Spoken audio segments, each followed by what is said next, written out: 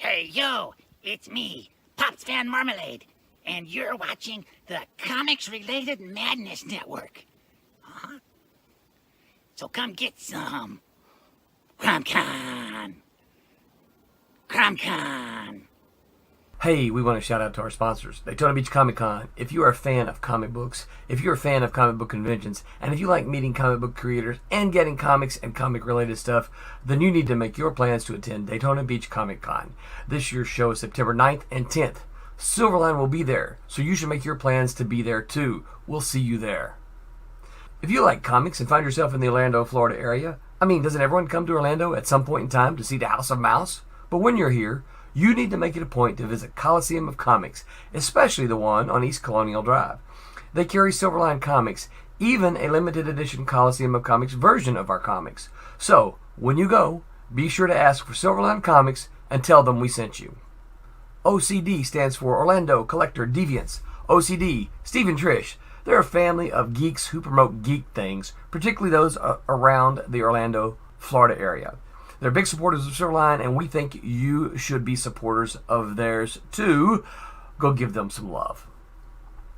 If you are an independent comic book maker and you need to get your independent comics made, you need to look no further than Kablam Digital Printing. They print our books, and they do a bang-up job. They're not only trusted by Silverline, but many, many independent comic book makers. Head on over to kablam.com and see for yourself just how easy it is to have your comic printed by them. And tell them Silverline sent you.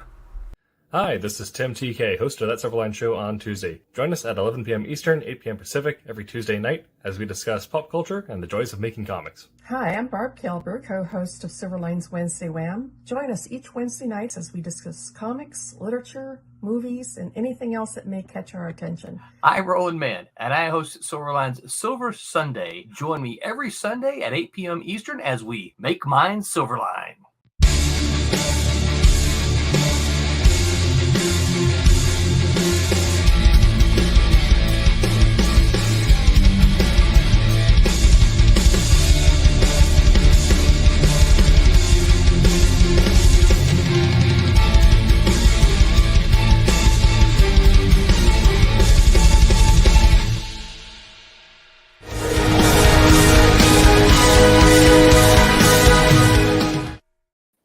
Hello, Internet. Welcome to That Silverline Show on Tuesday. I'm your host, Tim TK, and I'm joined, as always, by Cassisi Harris. Hey, how you doing?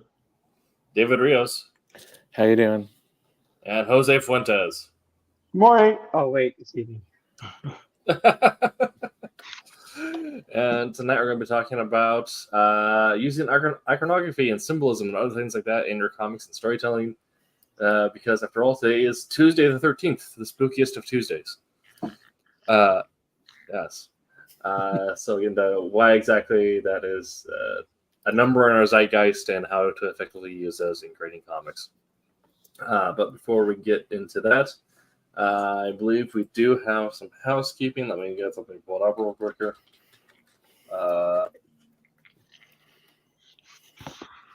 At some point, I'll be prepared when we start the show, but not today. Oh, that's weird.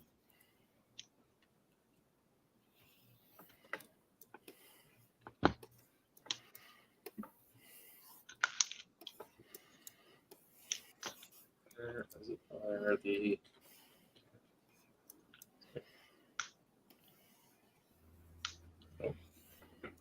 Well, we're supposed to be prepared when we come on here, Tim? You would think. Well, at least me. Yeah. We do have some housekeeping. We currently do have a Kickstarter going on. And we get that pulled up for us here.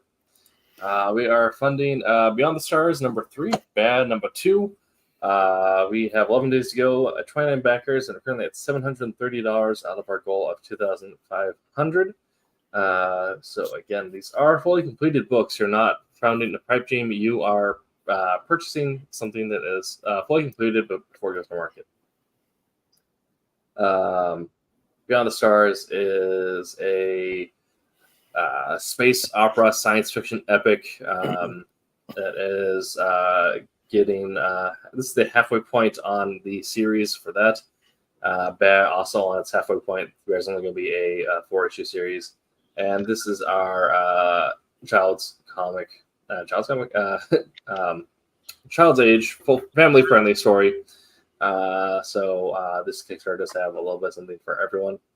Of course, we do offer a variety of awards for whatever tier you wish to back at. Not just the comics themselves, but the catch-up series if you want to get the entire run leading up to where we are now, if you have not cut before. Variant covers, as well as original art pages and interior art pages. So if you're looking to get some dope art to add to your collection, especially if you like space deco, sort of like classic 60s sci-fi look, a lot of the pages from Beyond the Stars will do that for you. That's kind of my vibe as someone who likes Destiny, the game. Did a lot of similar vibes here. So this is a perfect time for you to order any of the other Silverline series you may have missed, or catch up on any other series, such as Wolf Hunter, Trump Soar, obsoletes, anything like that. But definitely Wolf Hunter. This is running for another 11 days, so if you have not already got a chance, head on over to Kickstarter.com, type in Silverline, and it'll take you right there. Okay. And for any of our other news, head over to silverlinecomics.com, sign up for a newsletter, buy some of our merch. You know the deal. Okay. Buy all the merch. Buy all the merch, yes. All right. Did anyone catch the Super Bowl this year? When's that happening? No. I assume Taylor Swift won. That was my I was rooting for Taylor Swift this year, so. Well, good job. Taylor Swift won Super Bowl. I said that to a friend of mine. He had some choice words to say back to me. Yeah, that's funny. Nope. Working. And my I know that they're playing because I went on a weekend trip with my wife for Valentine's, a little early. Yeah. So I know that they were playing the game, streaming it there, and I was like, no thanks. I didn't. I watched the Puppy Bowl. American football doesn't really interest me all that much, so. That's what I did. Also caught up on my wrestling because we got some very interesting storylines going into WrestleMania this year, which I'm very excited about. The Rock is back. Yep, I saw that. Yeah. Wow. I mean, he's like, 67? Just kidding. Right, that's what I'm thinking, man. Yeah. Okay. He's been in the game a little bit, yeah. It'll be interesting. All right, just kidding, Rock. We know you're a Silverline fan if you're out there watching. You never know, Tim. The Rock might be a fan. It's true. If The Rock knows I exist, that'd be great. Oh, actually, no, I do know one of his uncles, so. And he's on Hawaii time, so. You never know, yeah. Big ups to Hoffa. Thanks for showing me how to take a lariat to the throat. Okay. All right, so tonight's show is going to be on iconography and symbolism. Of course, today being Tuesday 13th, the spookiest of Tuesdays. So I'll just kind of open up to the floor first. When you guys think iconography, when you think symbolism, what are like the first things that come to your mind? Captain America. And Superman Red Sun. I kind of think of that Soviet Union twist. Because, the sickle and hammer. That's where you go to for Superman's Red Sun. No. I mean, when we talk about iconography, just the symbol. Oh, okay. I'm so used to seeing the normal symbol. And then when you think about, the fact that he has that Soviet kind of. Right. I'm going to take a stand and say that's the best written Superman there was. It was a really great Superman story. Yeah. I mean, it did have other heroes in it, but things happen, and the fight with Batman was such a good read. I don't think I have that one. Yeah, I mean, I think Assassin's Creed, first off. Like, so honestly, like, the first thing that pops in my head is Assassin's Creed. And then, um, probably only because it was talked about in the book, the Da Vinci Code. Oh, yeah. So the Da Vinci Code talked a lot about, like religious, like iconography and like symbols and stuff like that, representing not what everyone else thought it represented. You know what I mean? Like, this is what they secretly meant. And so, I mean, I I didn't ever hardly deviate away from comic book based, you know, novels or fantasy based novels, but that happened to be one of them that actually like it's kind of set in like semi fictional real time, and so Yeah. like, I actually read. I think I read all of them but one. I think I didn't read the last one yet. It's Dan Brown, by the way, CC, in case you didn't know. I know.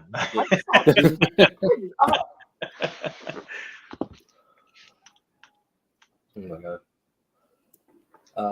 Dave, do you have any thoughts? I mean, when I think of iconography pertaining to comics and all that, you know, I just think about just, you know, some of the symbols that some of the symbols that you think, like, you know, it doesn't even have to be something that's real clear. You know, it could just be like the shadow of Thor's hammer. You know, it could be, you know, a bat in the background of a cave or something like that, or it could be an extremely zoomed out sun with a small little red cape right next to it. I mean, it doesn't have to be something that's, you know, in your face and you have to see it. It's all those subtle hints and everything that get put into your identification of your characters, and that plus also like the things that make up things on the costumes and stuff like that. You know, some of the some of the images that may be there. I'm trying to think of a good example. You may have to come back to me on that one. Sure. I mean, I kind of get where you're going, because if you think about like what Wayland Corp and Aliens, and you know, they make all those T-shirts that are just that, like Gotham City PD, and like you could just from that kind of get the whole world kind of comes to you when you see those. Well, Disney definitely like uses that with the MCU. Because where we went was a Disney thing, and like you can tell there was this wall, and it just had like I mean I sat there staring at it, and I didn't recognize one of them. I really thought they were going for Sentry, but I'm like, nobody knows Sentry. Why would they have it on there? But then I dawned on it. But like you can look at like the little symbol, like they got this whole like little symbol thing going on where it's like, you know, it's Black Panther, you know, it's the hammer of Thor, you know, it's the widow symbol, you know what I mean? But that's what they're using in regards to like marketing, because then kids associate that with knowing who that character is. You know what I mean? So like taking these very simple like logo like symbol designs for each individual character. You know what I mean? Then kids they see the one they like. You know what I mean? Oh, that's blah blah blah. Oh, that's blah blah. Like, by the way, the one I thought was censored was Miss Marvel. Oh yeah. I was like, oh, you know what? Cause I was like, Sentry's the only one that has like that big ass lightning thing on it. Yeah, I was wrong. That happens from time to time. Yeah. But yeah, like, I mean, if you think about it, like comics used to kind of do the same thing on like the covers, right? You would like, yeah, they would have the X-Men symbol or the Avengers symbol, but didn't I mean, it used to be simple like the corner box. You know what I mean? You'd have the heads of the characters that were big appearance. So if you're a fan of one character, you then see they're in this issue of Spider-Man. So I'll pick. Well, I'm definitely picking that one. I was got Nightfall on. I'm definitely picking that one. I was got Wolverine. Well, one that stands up or stands out a lot to me, you know, since you were mentioning X-Men, is, you know, for you know, icon symbol is that X-Men. I think it's around 251 where it has Wolverine up on the X crucifix. Yeah. The Silvestri cover. You know, that one just kind of throws everything together. Your Wolverine, your X-Men, and everything, and also, you know, the fact that things were not going well for them at that time. Yeah. I mean, the brand managers of X-Men have always been really great at doing self-referential symbolism. We ended up getting House of M, which was a reference to Edgar Allan Poe with House of Escher, and then recently they just made House of X, referencing House of M, referencing House of Escher. I mean, House of M was weird. It was a weird alternate reality, but I mean, it was actually pretty interesting. Yeah. You know, just some of the connections that were crossed and made. You know what I mean? Were really. I'm not sure if it's something I would go for all the time, but like definitely like for an individual side little. It's not like a cozy read, and it's also definitely not someone to recommend as like their first X-Men book. But it's like if it's like after you read your first X-Men book, if you like X-Men, this is your fifth book. This is like this has to be your fifth book. Yeah. Like this is the fifth, sixth punch on your X-Men storyline punch card. Yeah. You warmed up. You're ready for a little bit of crazy. Absolutely. So we're going to explain iconography context, symbolism. I always think of Kojima when it comes to symbolism and iconography because every other line in his games is a reference to something else. He's constantly throwing in small allusions to films he's seen or other characters at different points in the game. I mean, the game itself is Snake is supposed to be evocative of Snake Plissken from Escape from New York. And which was awesome, by the way. Yes. And like the whole conceit of the game having to deal with like how information travels, how it gets disseminated, and how it gets understood by people. They end up talking about how symbolism is itself a meta language at some point. So it's a very weird experience playing through the Metal Gear Solid games. I haven't played through Death Stranding yet, so I'm sure it's just as weird, but I mean, that's not wrong. It being its own meta language. I mean, think about it. People can have absolutely entire conversations, like hour-long conversations with just emojis. You know, and those are all symbols and representation of whatever society has deemed they represent at that particular moment, even when they don't represent what they were meant to represent when they were created. Yeah. But it's full-on conversations with emojis. Like that is people's go-to. I used to tell my kids when they were, when they were younger, it was like, they wanted to text and whatnot. Like, if you're gonna text me, you type the whole thing out. I don't want to see half words. I don't want to see Courtney talk. No, you type the whole thing out. If you're having a conversation with me, I want to see it all. Because personally, I think that hinders children in texting. But like I said, emojis is a whole different bird, man. Like I said, people have conversations. People recognize it. Like we know that if you see, a particular brown-looking soft serve emoji, you know what that means. You know what I mean? Absolutely. I mean, I rely on that level of iconography in my day-to-day life. Where if I'm texting someone, like I agree that like if children are like still in like education system, learning how to write and communicate and developing that skill set, right, have them write the whole thing out. But at this point, if I'm like after work and I'm messaging someone, like I just wrote over 1,000 words today. You're lucky if you're getting punctuation. Tim will not even utter a word on a day-to-day if he can help it. Like everything, like emoji. Yeah. Weird. My mouth is not breaking the seal today. Absolutely. So iconography and symbolism are no strangers to comics. Oh, thanks for checking in, Pops. And we are here to support the ROKU business plan. Absolutely. If you're not already following Madness Comics Network, if you're just following from any of the Silverline channels, Madness Comics is our gracious host, and they are also developing a plan on transitioning to ROKU. So if you want more Silverline on demand, as well as all of their other content, be sure to follow their network as well and get that information. The stuff has been in, like, since early comic strips. What's the I forgot his name now.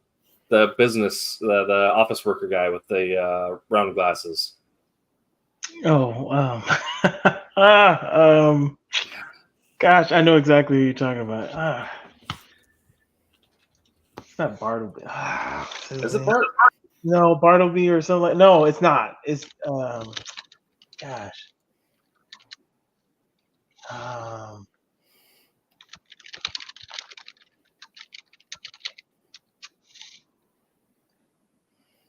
You're talking about Dilbert. Dilbert. Yeah. Okay, Dilbert famously used a lot of. come from? Yeah, I was saying, like, even from like early comic strips, iconography has been used on a lot of things. If you grew up reading Dilbert, Doonesbury, Prince Valiant was a masterclass in referencing Arthurian legend. Just, you'd get silhouettes, you'd get comic strip in freaking the Sunday paper. I'm telling you. Yeah, it symbols, all the good stuff. Nothing was half done on that strip. No. Like that one and the Phantom, when the Phantom was a comic strip. Like those, like the detail it was. You look at comics now, what they put in pages and whatnot. They did that with like 3 to 6 panels. Mm-hmm. It was just so freaking awesome. Yeah, but I say, like, growing up, like as a kid, like your parents or grandparents would hand you the Sunday issue of the paper, so you read through the strips. And growing up, you'd read Dilbert because it was like, oh, he's funny man, says funny thing. But going back to that now, and how many times they reference things like short little like birds of icon, or like short little bits of like referential symbolism. It's very smartly written comic strip.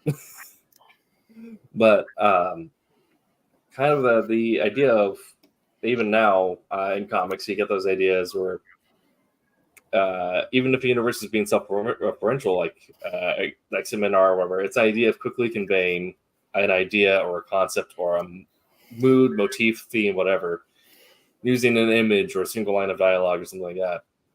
An idea of like the character has a cross on their chest, so they're in some way related to a religion that might be a paladin or an exorcist or something. Or if they're Exodus, none of those. It's just making your take on it. But I think that to pull on elements of cultural and social significance, throw into a story, so as a reader, you can quickly just an idea, because comics are only 22 pages and have so much dialogue. So being able to quickly convey those ideas can be really helpful. We're to kind of talk about how this is present, like characters and logos and that whole thing. There was an ongoing joke in one trivia night that I had, whereas what do you think of when you see like winged eyes on a mask, and you could tell who is DC and who is Marvel, versus if they went with Hawkeye or Huntress?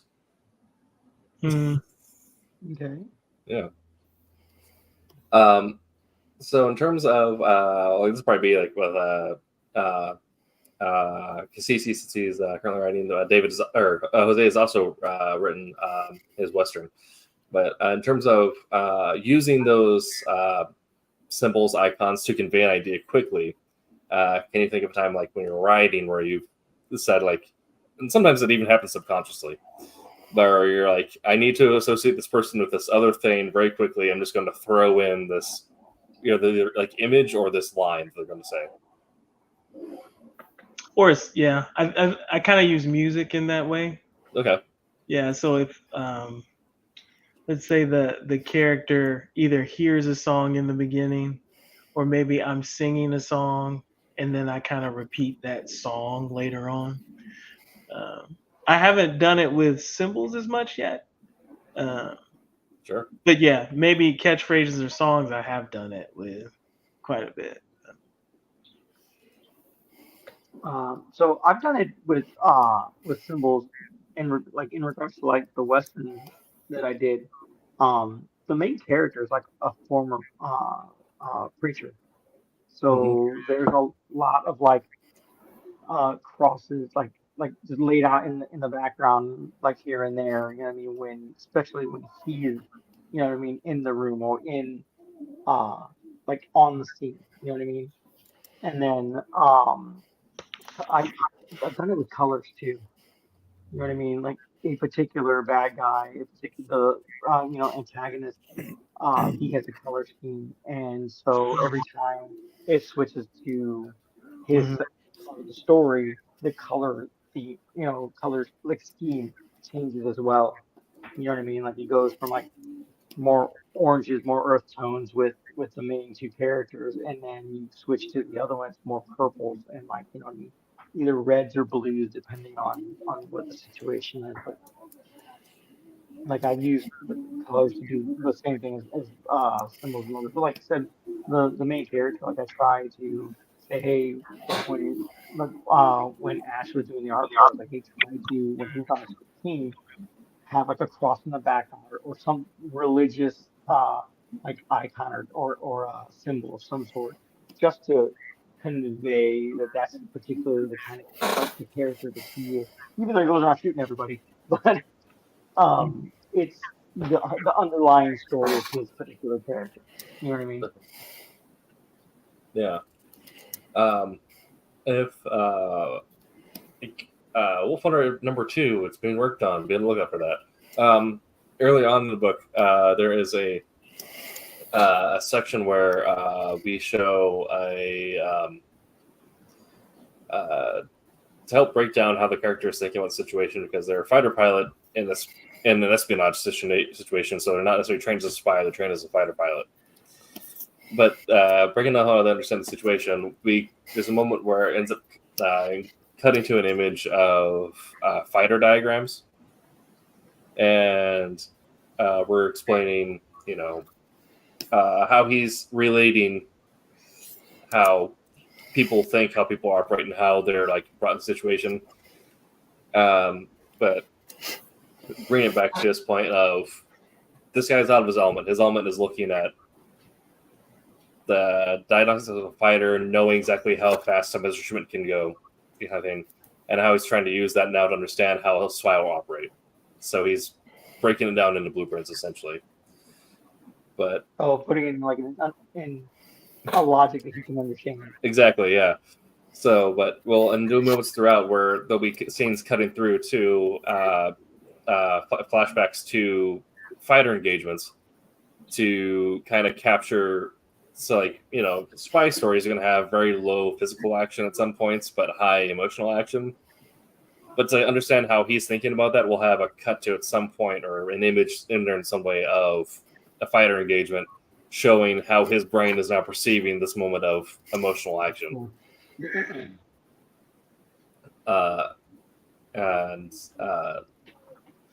things like that, just to make sure that character is strongly associated with fighters, but also helping convey that idea to their audience that that he also associates the world around him to what he knows. I mean, that's familiar, right? Because we all do that. In understanding certain things, you know what I mean? I don't process the same way my wife does. You know what I mean? Sure. My wife is very, you know what I mean? When it comes to processing anything, it's very like calculated and medical. You know what I mean? Yeah. And I'm all over the place. Yeah. Yeah. I mean, symbolism and iconography is like particularly effective on me because it's weird as a writer, but I don't have an internal monologue, so I process in images. So I think that's probably why I gravitated more towards comics and digital media as opposed to writing full-blown novels, although I still have worked on that. It's a lot more fun when you start breaking the fourth wall. Yeah. Just letting you know. I used to do that to my kids all the time. Every time they would do something, I would be like, "Oh my gosh, you guys are just weird, right?" I'd be like, "Who are you looking at, Dad?" I'm like, "The audience." Yeah, exactly. God, you're weird. See the office cut to camera. You're right. Yeah. Definitely. Yeah. But I was saying, like, so for me, looking at those, having a story that effectively uses its icons is particularly effective for me because that's the way I process things, as well as making those visual mental associations. So when the story also does that, it's very easy for me to glom onto those and digest them.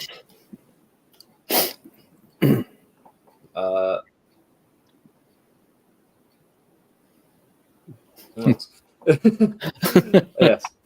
Of course, it's also used kind of like Jose had mentioned to also incorporate higher ideas such as religions or mythologies, or kind of the cross and also Thor's hammer and things like that. If you watched American Gods or read American Gods, the amount of times using lightning bolts or hammers before revealing its Odin.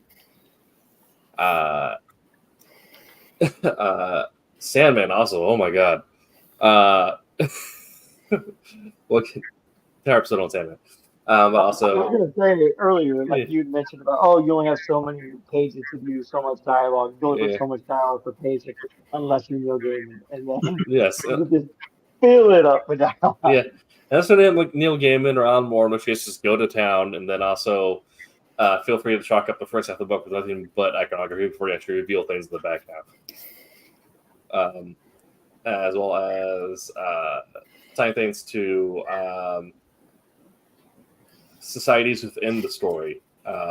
You can think of how many times has a Hydra character been mentioned or something, or a character that we think is Hydra but doesn't be confirmed, and all of a sudden there is now green mood lighting on the page, or there's a shadow of an octopus or something in the background. So for David, having worked as a colorist as well as other parts of the illustration process, have there been moments where you've thought about using color in terms of capturing the association there, either as like color as a form of symbolism or anything like that? Yeah, there's obviously you want to, if you're getting in a story, if it's a mixed story and you have, say, somebody like, Batman, and Wonder Woman, I mean, obviously, if you have things that were separating, where pages go back and forth and the storyline goes back and forth, then using something like the dark blue colors and stuff like that to represent the like the Batman ones versus maybe the more brighter or gold type things, and a Wonder Woman type thing.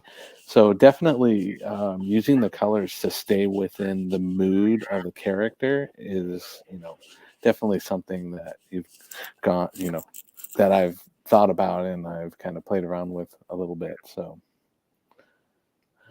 yep, definitely, because you can use that to tell the story without actually having the character in it, or you can also do it to set the mood of the character.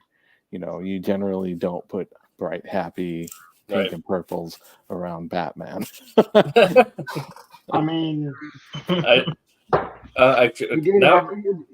you got the rainbow suit, so yes. No, I have a really strong want for like a bubblegum pop Batman story. There you go. The idea of that just scares me, Tim. No, I want you to write it. Very good. Yes, I'll pitch it immediately. Right. Hello, Mr. DC. I have a story. Right. No more goody Batman. I feel like to make that work, I have to be something like the parody, like My Little Pony: Friendship is Violence, where you just have like bubblegum pop with hyper violence tied in with it. So it's something where maybe balance, right? I have to have a balance. Yeah, Okay, so let's break this down in terms of the symbology and iconography in there. So Batman, of course, known for being a dark and gritty character, so having that bubblegum pop aesthetic in there is immediately going to break some of that iconography. So readers are going to know things are weird from the outset, no matter what issue they get in it. Perhaps, story might start out where he might have either a Psycho Pirate or Scarecrow, Bane. Some may have ended up getting him like a long-acting hallucinogen, which is affecting him throughout. So this is actually as we read the reader, we're getting a distorted version of Batman because Batman is also experiencing a distorted world. So we're getting two layers with that bubblegum pop aesthetic.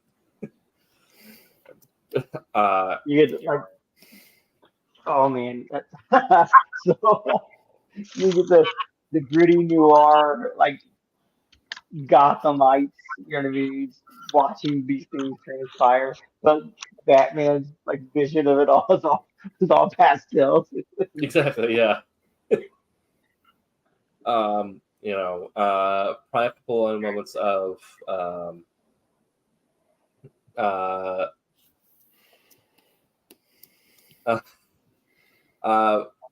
finding moments of where pulling images that are normally cheerful or gleeful, but tying them in with moments where Batman doesn't necessarily experience cheer or glee, but in his high moments, so moment where he's catching a bad guy or he's fighting a bag or something, we might have to throw in some images of unicorns floating through the sky or something. Yeah. Sounds very Deadpool. In the old Dora the Explorer cartoons, every time she accomplished one of the goals, the little crickets and whatnot on a boat, exactly, yeah, something like that.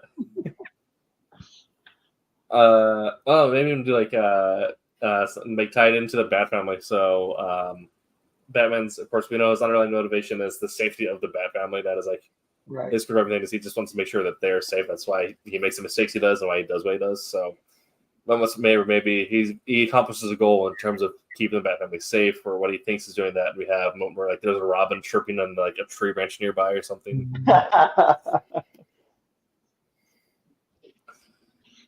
I'm for it. You got to make this happen.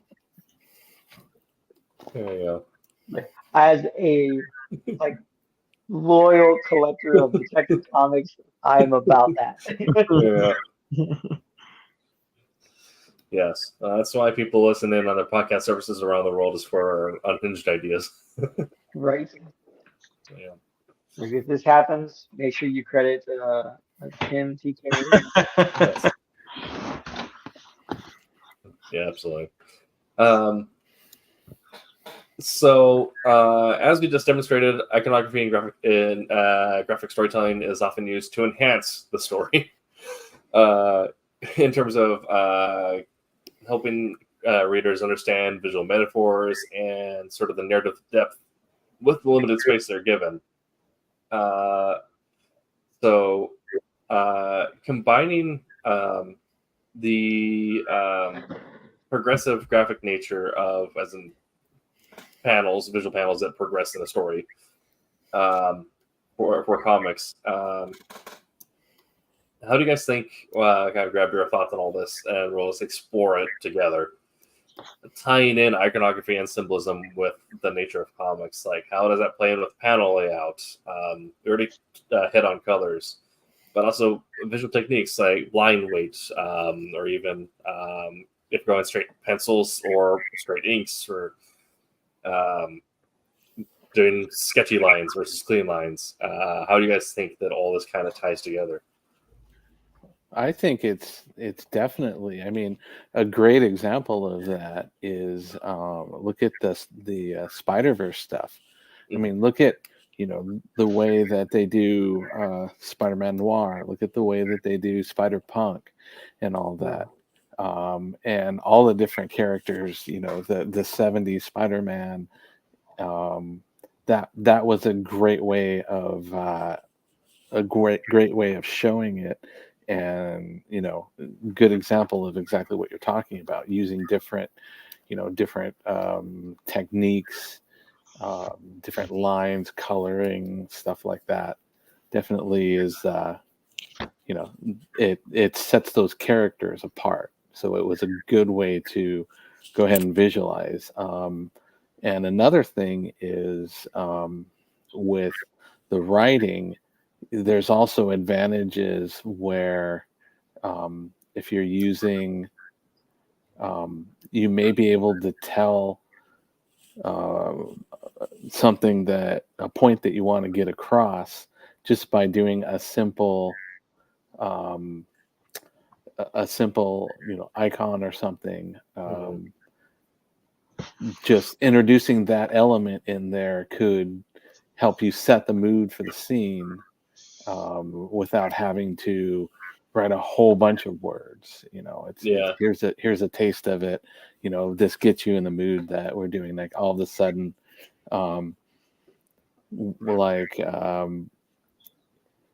where you find something that's something related to, like, you know, if you're doing a DC story where you're looking at the Hall of Justice or something like that, you can go in and put that type of a feel or a visual to kind of get you in that mood. Like maybe, you know, they're buried under some rubble, and all of a sudden they start to bury themselves, and then here's the light gleaming off the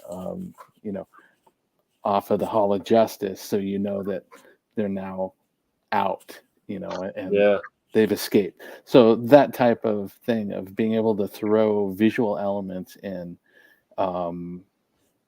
can help move the story along without, you know, all within one panel instead of multiple panels. On the other side of that, when Dave was talking about the light shining down, you can do they do a lot of work with the shadow, right? One of the classic tools and scenes, you know what I mean, when you know it's meant to like be set up as a cliffhanger, be it in the middle of a book or at the end of a book, is the cast shadow, right? Like someone who runs up to a door and they open the door and all of a sudden this cast shadow is on them. You don't know if it's a good guy, you don't know if it's help, you don't know if it's, you know, a bad guy, but you know that that is a cliffhanger point, right? And everyone recognizes that. It's everywhere, right? Superman with the flying the cape, you see the cape flying, cast shadow of the cape, right? During the whole Doomsday fight.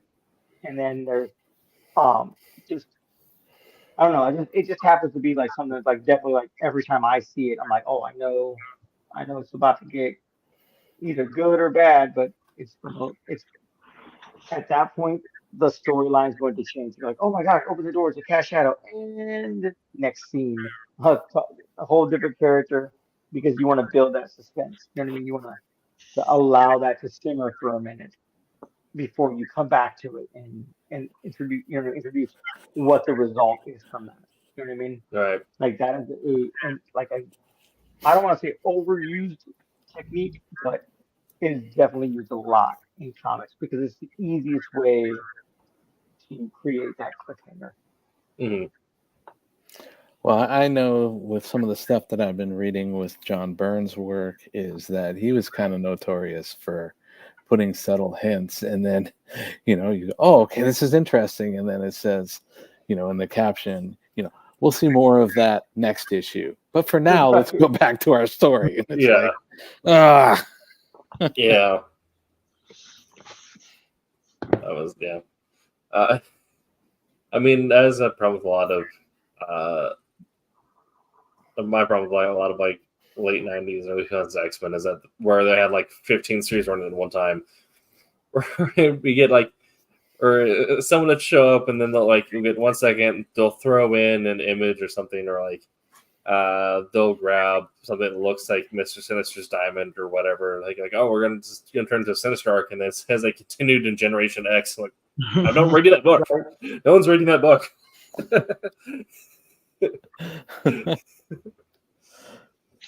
But it's a nice. I mean, that's a tricky way. It's like, like, Yeah. oh, maybe I should pick up this other. I Mhm. know. Absolutely. I actually liked when Marvel used to do their annual books where they would kind of Yeah. sort of tie into each other. You know what I mean? Not just Definitely. the Maxi series storylines, but like, oh, you'll get the annual is its own individual story, but if you want to continue reading the story from the annual, pick up X Force annual. Pick up, you know what I mean? Uh, was it Generation X? Annual. Like I always thought that was a nice thing. Yeah. So when they do their annual refreshes, and some of those annual refreshes that have been really nice. Do yourself. It's a good one. Yeah.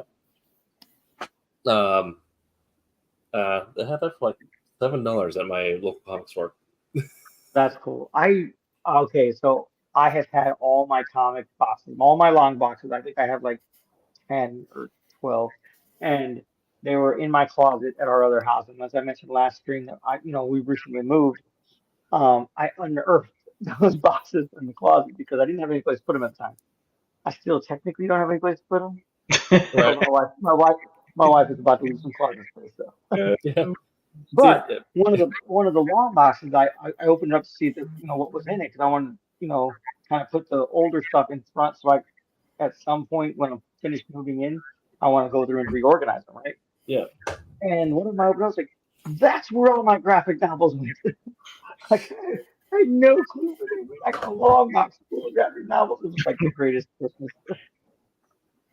Absolutely. Like, I like my floppies, but man, I do like this self-contained story. Absolutely. Yeah. That's I feel like I can hardly ever collect a floppy anymore because there's never a self-contained floppy. But anytime you get like a trade or a micro trade, absolutely get it. Yeah. Yeah. Like I said, for Christmas, my daughter got me Last Ronin. Nice. Mm-hmm. Heck yeah. They know me so well. Did you get the other ones yet? Or do you just have the last? Which ones? The Lost Years? Yeah. Because I got the floppies for the Lost Years. I thought that was fantastic. And then I don't think I started collecting the newer, because like the new Turtles line follows the newer Turtles. You know what I mean? Mm-hmm. Which I think is really cool. I think I only got a couple of them, but I haven't quite like kept up so far as I know. No. Okay. Before we get into where we think what we think some future trends might be, or what we think might be some future references happening in terms of iconography, symbols, and then referencing events today, but we'll talk about sometimes you end up getting some challenges when trying to include symbolism or iconography. Sometimes it's an issue of maybe references too niche and no one gets it, or it's presented in such a way that you might be referencing multiple things at once. Kind of thinking back to that the joke slide where they put up those both Huntresses and Hawkeye's mask, and people have themselves to the red, one or the other. Other times you end up getting issues where maybe you're not the most culturally adept in the culture that the reference comes from. My thought is the DC Hispanic Heritage Month covers. Were they bad? I don't know. I didn't even. Oh, they were. So the ones that they just released? Not the ones with Kyle Rayner. With Kyle Rayner holding the bag of tamales, yeah. So they did a cover where like he's standing there with like a flag, right? It's like the Mexican flag logo, and in one hand, and he's standing all regal and whatnot, and in the other hand, like hanging back behind him, he's holding a plastic bag of tamales that are falling out of the bag. And they had sending that after they released it, but like clearly that had to pass through several editors. Yeah. To be like, oh yeah, that's no problem. And then people are like, "That's not real. That's not real. Is it a real? That's not a real." That was in your shops. No, I have that cover. I have the tamale cover. The tamale cover. Well, you have Hawker was handing out was working in a plantain restaurant. Yeah. What? Oh, they're so when Down. and I don't know who was all involved in that, right? But I would think that some kind of Latini should have been involved in deciding what was going to go and what wasn't. Yeah. Like, I have a good enough sense of humor that I could laugh at them, right? Like, I Right. wasn't like, oh my gosh, but I actually, like, I know several people when they saw it that they were not happy about it. They were like, this is bull. And then I was like, dude, I'm Hispanic and I'm not even freaking upset about this. Just have a good time. Oh wow. That's the Marley one though. I had to get that one. Yeah, it's the point where we got to the point where it was comedic. It's like, like I guess the Irish perspective of this is we're actually just watching this, but Hellboy 2 and the Celtic princes and Balor, like not being like these. I don't know who these people are. They are Tolkien elves. They're not. If you want a better understanding of a Dullahan, watch the Japanese anime Durarara. They have a canonical Dullahan in there.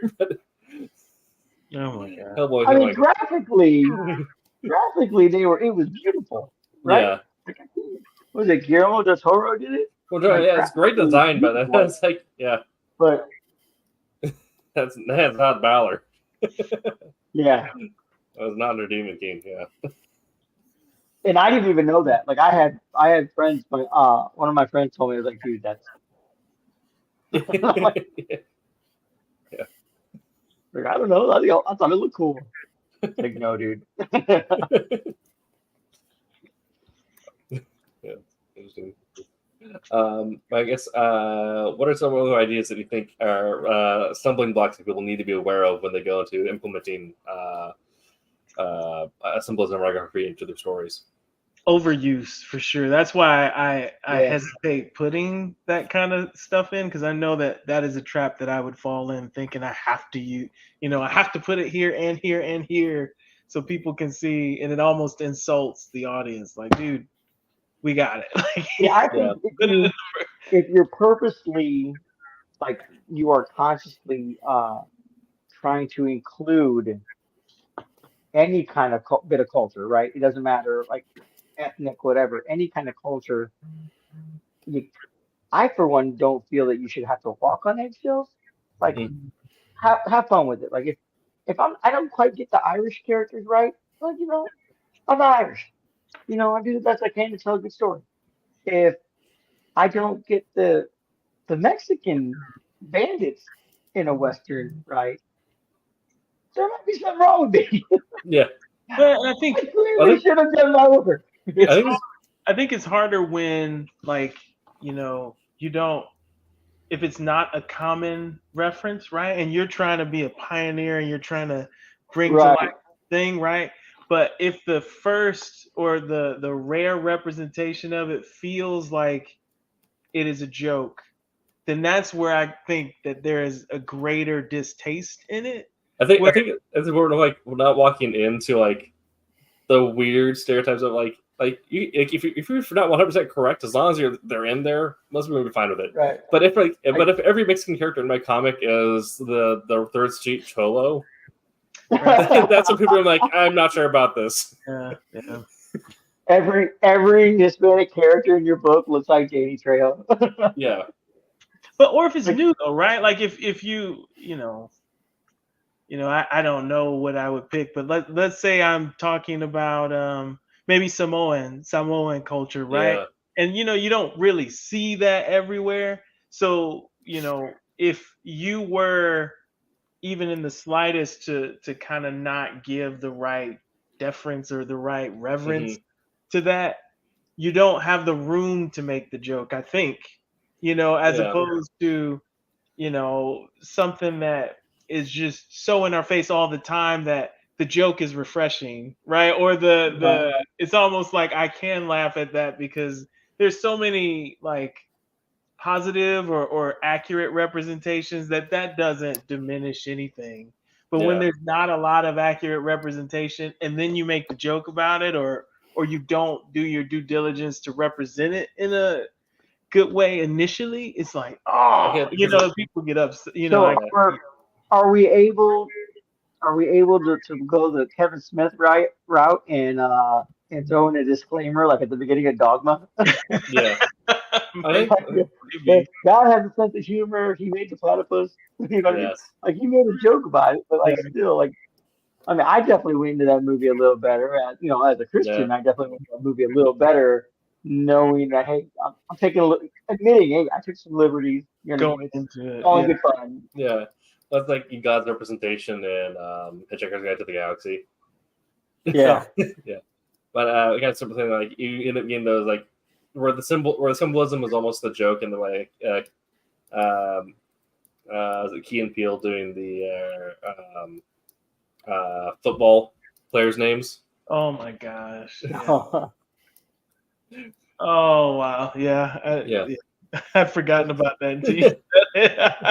I was like, it is so common. It's like everyone kind of agrees like this is a weird trend that we all kind of joke about. Like, kind of like you said, like if you have something like I only know this because I have those weird connections to some individuals, but like if we're doing like a Polynesian stories, like Polynesian influenced character in a story, we probably want to like handle the way their facial tattoos are handled carefully because that's actually a sacred practice. Like that's a protected right. Right. Yeah. But you don't know that unless you do your research, right? Exactly. Yeah. I think if you take the time to do your research to understand and to go back, to the theme of the thing, to go back to the iconography of that particular culture, right? The things that are important. Absolutely. Then when you throw down your jokes, you can be a little more respectful. You know what I mean when doing so, right? Because and thankfully we have the internet. Man, when I was younger, we did not have the internet. Not to date myself, but and Encyclopedia Britannica was your Google. Dude, I had all of them. But just saying, like I don't know if we ran out of the subscription beforehand or they got lost. But like I would have to like go through that and like how outdated were those? Like and now to be able to like do that due diligence on the computer to look up the stuff, you know what I mean? So like I said, I made the joke about, Danny Trejo in every character. Like I actually thought it was funny. Yeah. And when because Key and Peele did Cholo characters too, right? And I laughed. I thought they were hilarious because I can laugh at myself. I can laugh, I can understand like the jokes and I can understand like the stereotypes about my culture, right? When they were doing, and one of the other ones they did was like the stereotype, with them running through the street with the zombies, right? And even the zombie white people were like locking their car doors or whatnot. Yeah, that was yeah. You can laugh at that, right? Now I can laugh at that because I mean I'm ideally a funny guy. I mean I'm sure that there were people that were like, I can't believe they did that. I can't believe they made fun of that. But like that is like a stereotype. That's symbolism that we know happens, right? Yeah.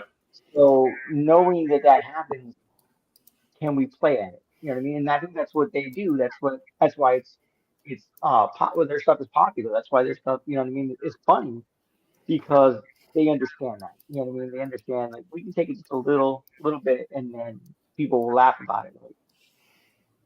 Yeah. So I think it's one of the things like you said, like it's something that happens like and the way they handle it is a way that like it embellishes, but it's handled honestly. It's not trying to Yeah. Okay. He says things better than I do. He's wordy. All right. I think I just spoke for like 10 minutes talking about that. Tim's like, this. Okay, Tim, I could have just said that. But thanks. That was good. That was good. Yeah. So we're getting to our last section here. So looking forward on iconography, symbolism, as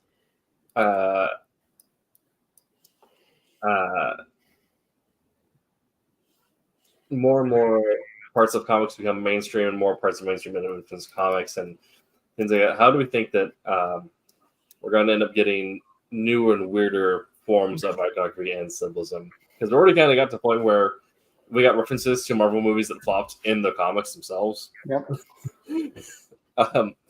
But where do you see some things going forward? I know a personal pet gripe from someone who grew up as part of the Halo generation is that every time you saw a video game and a comic or a movie, it was painful. But I imagine going forward, we may actually see more accurate representation of characters who fall into the gamer subculture and aren't just cringy. I would like to think gamer subculture is a lot more understanding than comic subculture. I'm just saying. I don't think No, so. you don't think so? No. I don't think so at all, actually. No. I said I would like to think. Yeah. It's an interesting question, because there's so many layers of, iconography in the future. I don't see it really the function change as much. Maybe what you can, and this is weird. I mean, it really depends on where we go in the comic book industry and how that evolves in different mediums. But I figure an icon will give you greater access to stuff, meaning, especially if we keep going a transmedia route. Like right now, yeah, an icon brings back a memory, but in the future, like Jose was alluding to, even with Disney, like the intro to get the movie, right? The menu heading is an icon. Like, yeah. Maybe you're choosing icons in an everyday scenario instead of actually, I recognize that icon in something. It's like that's the access. The access is the symbol. Like the symbol represents the property. Like I'm not even gonna put a title on things anymore. It's just the symbol. The symbol is the access into it. But that would really depend, right, on how at least comics evolve in different mediums, like especially if you start going virtual, if you start, doing a whole bunch of other different things, symbols can give you a funny way to access just more than even a story, I think. But Well, I remember when the Iron Man movie first came out, right? And it was kind of, a little bit of joke. Like some of us comic people were, we're like, oh, we get that, it's awesome, and we get some of the joking references that Tony Stark did, but for the most part, it's kind of a serious movie, right? And then Thor came out, and that was kind of a serious movie, the first one, and then Captain America. I'm not telling him in order, but Captain America came out, and that was a serious movie. And don't get me wrong, I love the character, but I think things are about to get real wacky now that they're bringing Deadpool into the MCU, because I think when you throw in a wild card like that, then storylines can break and it can be too much for certain media, certain canon that you're trying to do. Like, so all this work built to create, the iconology of Iron Man, of Thor. Even though it slid a little bit, it kind of made him Thor like joking about everything. It's still okay. I'm gonna joke, but then it's about to get serious, right?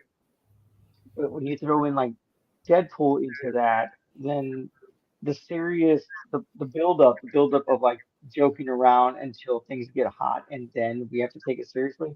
That build up is gonna be for nothing, I think. And I don't mean that in a bad way, because like I said, I actually like Deadpool's character. I don't like some of the changes they made for him from the comic book to the movies, but I'm not mad at it.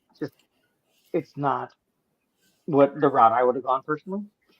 But yeah, you were talking about like the future of like symbolism and iconography in comics. I think that you're going to see that change a little bit, but in the movie it's going to change. Movie world is going to change a lot, because like you basically threw a donkey into a room. That's my thoughts anyway.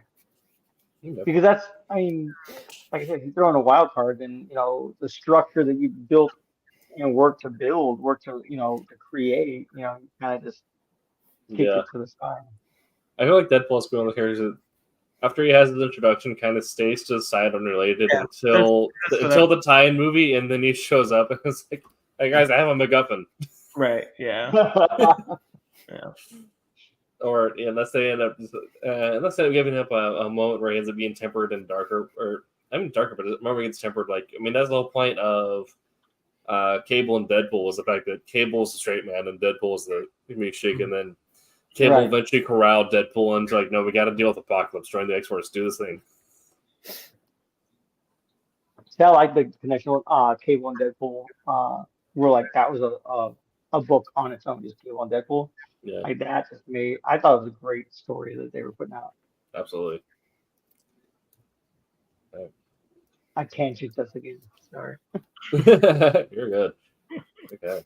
Do you have any other thoughts on iconography and symbolism before I end for the night? Not really. I mean, we covered a whole lot here, and I think we covered the majority of what we needed to cover here. Okay. Iconography can be a pretty good tool. You know what I mean? I don't want to say if you use it correctly, like if you don't overuse it, you know what I mean? Or if you do use it a lot, use it under the same thing. Like, you know what I mean? Mm-hmm. Like I said before, like putting crosses, when a character, like my character, as a preacher, put crosses in the picture, in the thing, just so your brain, like, like sees the two together, and that's the impression you get, right? Doing that, but like not overdoing it, I guess. Like if you overdo it, it can be a bad thing. But like just like anything else in comics, any other gimmick that you use in comics, if you overdo it, it's gonna be, you're gonna lose people. Yeah. I guess it's okay to go ham on it if it's an identity of a person, but if it's used as a device in the storytelling, it's the subtlety that makes it like so awesome when you finally did it. Yeah. Definitely. Okay. Well, this has been That's What Show on Tuesday.